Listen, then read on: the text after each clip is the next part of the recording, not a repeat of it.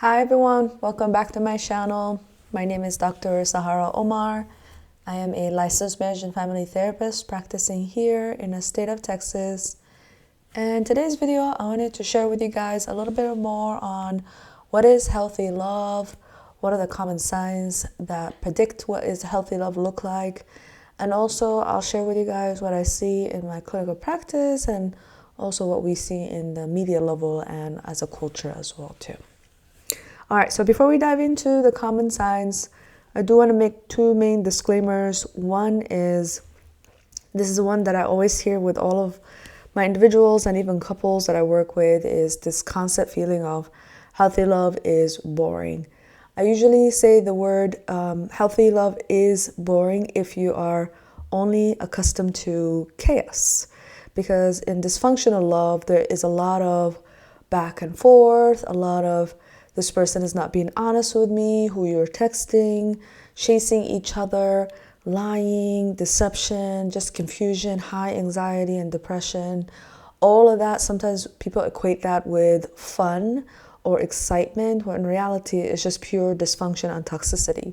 So healthy love, when we are only accustomed to that kind of love and we look into it, it feels very boring. But I usually remind clients it's not boring. There is a sense of adventure within healthy love of wanting to know your partner, exploring new places, new food, new music, reading, right? Like you're just getting to know one another and you're learning about each other and teaching each other new experiences. So within healthy love, it is only boring if you're accustomed to chaos or if you lack that sense of adventure.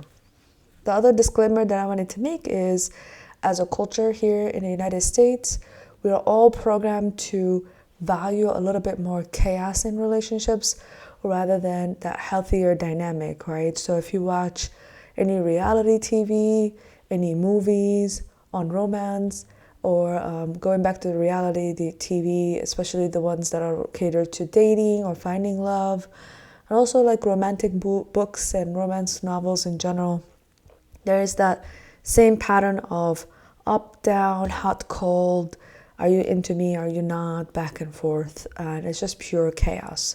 So that's one thing we always are fighting against in the clinical space, is people are coming in with all of these preconceived ideologies and patterns of thinking and doing things, and then when they come into the couples therapy space, they're shocked that what they're doing is not healthy, right? So that's one thing that I wanted to remind all of my clients and everybody here listening is, remember, we are all fighting against that programming that we're carrying internally.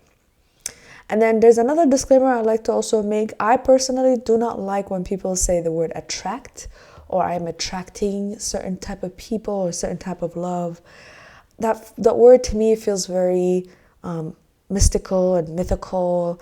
That love is this thing that just happens to us.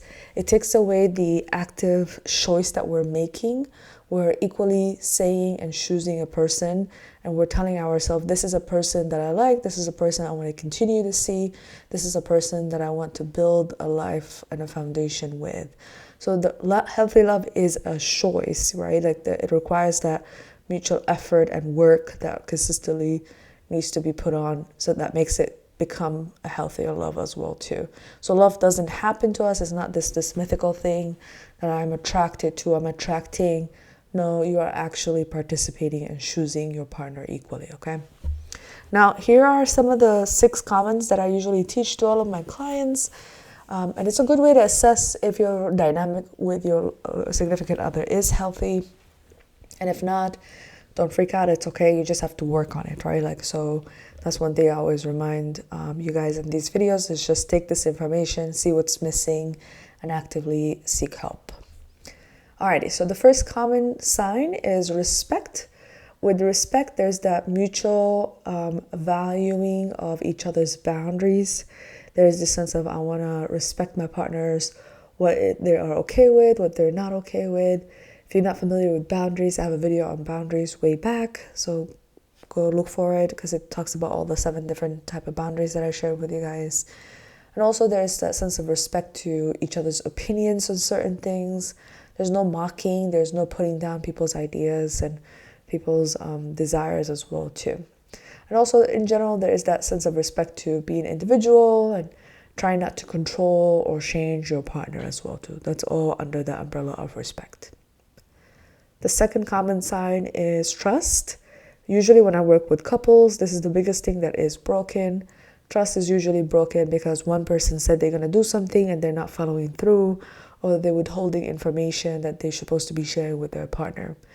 Now, what is trust, right? So there's that feeling of emotional, physical, and even psychological safety with your partner, and there's that sense of reliability, right? Like I can rely on this person and they are honest, their words matches their actions. Okay. Now, there is one thing about trust. Sometimes people misconstrue, which is the difference between honesty and transparency. I personally, as a therapist, I usually say just know what you prefer and then make sure that you communicate that with people in general. Some people prefer transparency. Transparency is up forth with information, just sharing information just because it's in your heart. Where honesty, there's a little bit of wait until somebody is curious enough to ask a question, and then you answer that question based on that solicited question, right? So I personally, like I said, I'm either or, so there's no preference. Just know yourself, and as you are choosing people, if one is more important to you, make sure that you're communicating that as well. Number 3 is open communication. With couples specifically, there is this ongoing struggle with expressing and being open with one another's ideas and feelings and needs from one another, and also this sense of having concern and listening actively to your partner as well too. Now, the biggest struggle with when I work with couples with open communication issues, each person typically is stuck in their own point of view, and they're not willing to be curious about the other person's point of view and why they see what they see and what they see even in the first place. So usually challenge with couples, create a space between your point of view and your partner's point of view to be curious, right? So there should be a space of, I want to know what this person is thinking about and feeling and what they are going to do, versus me imposing on what they should be doing and how they should be needing or how they should be expressing what they are feeling as well. Number 4, there is emotional support. I personally, as a clinician, I've seen both. It's not gender specific when it comes down to lack of emotional support. Some people are logically driven, so they go from when there's a problem, they go from logic to solution and they skip over the emotional piece. But usually when there's emotional support, there is that willingness to be there for your partner in the good and the bad times, listening, extending empathy towards one another, and also encouraging one another on an emotional level. I usually remind clients, especially when I work with couples, not every problem is going to have a solution. So what is that space in between figuring out a solution? Usually it's going to be that emotional support. So part of that is learning how to just validate your partner and be patient with them and be there for them in those moments as well. And then number 4, this is another one that I see, that mutual effort that is ongoing struggle. A lot of times people say things like, this person, I love my partner more than they love me, or I put in more, or I'm more invested in this relationship. All of that language is all about effort. So there should be a mutual effort where the balance is fair between the connection between you and your partner, where both people are consistently showing up when it comes down to time and money and responsibility for the relationship to be healthy, right? Where one person is not, for example, paying more or spending more time with the other one and texting and calling and making plans. All of that is effort, right?